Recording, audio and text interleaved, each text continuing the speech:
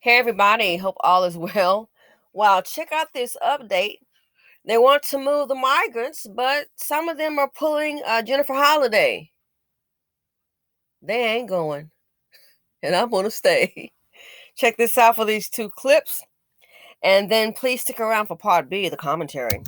We begin with breaking news. Some asylum seekers are pushing back on a plan to move them to a new shelter in Brooklyn.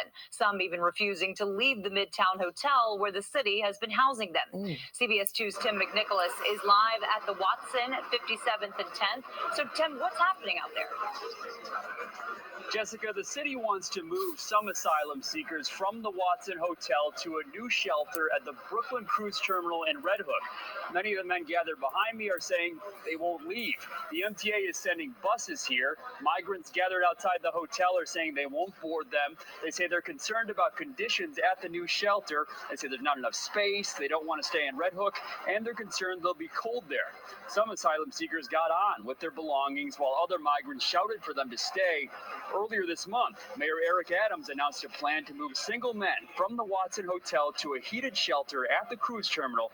These migrants are protesting that plan here alongside immigrant rights advocates.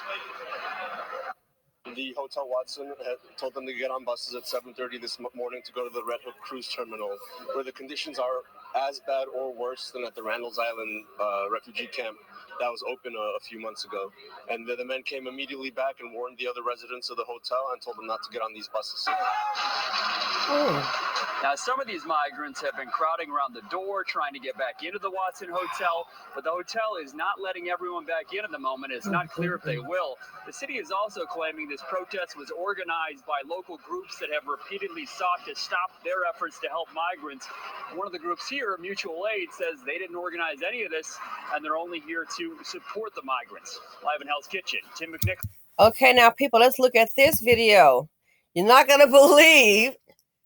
Well, one of them suggested they go. I'm talking. Well, I'll let the video show you.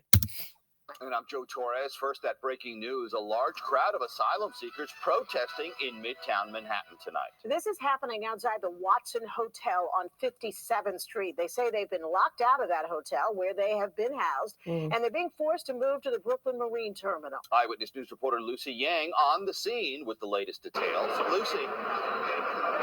Well, Joe and Sandra, we have outcry tonight after the city started moving migrants out of this hotel. Now, Mayor Adams announced a week ago plans to set up a 1,000-bed facility in Brooklyn for the migrants, and this weekend they began moving men there, but not without controversy. Desperation and fear spilled out onto West 57th Street tonight outside the Watson Hotel. Go back home. These migrants housed here since they were bused to New York City are getting on the bus again. This time, we're told they're being transferred to the Brooklyn Cruise Terminal in Red Hook, where cots have been set up, except they don't want to go.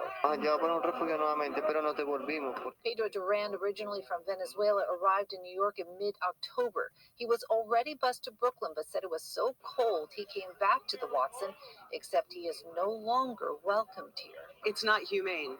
This is not the way you treat human beings. They want to go back into their rooms at the Watson Hotel. This is what they think of as their home right now. This is their home right now.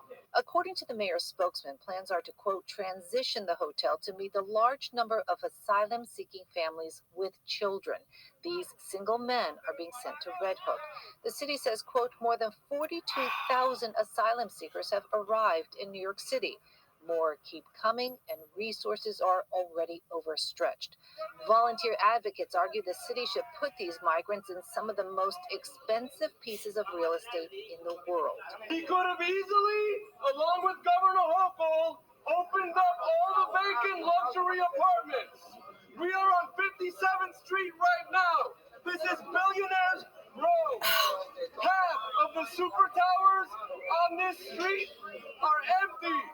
You don't deserve billionaires. Of course, course, that begs the question, who would pay for all those luxury apartments? City Hall insists the facilities at Brooklyn Cruise Terminal will provide the same services as every other humanitarian relief center in the city, and that families with children need a place to call home too. City Hall blames outside agitators for causing a scene out here tonight. Clearly, no easy answers. Okay, everybody, you saw part A. Stick around for part B, the commentary.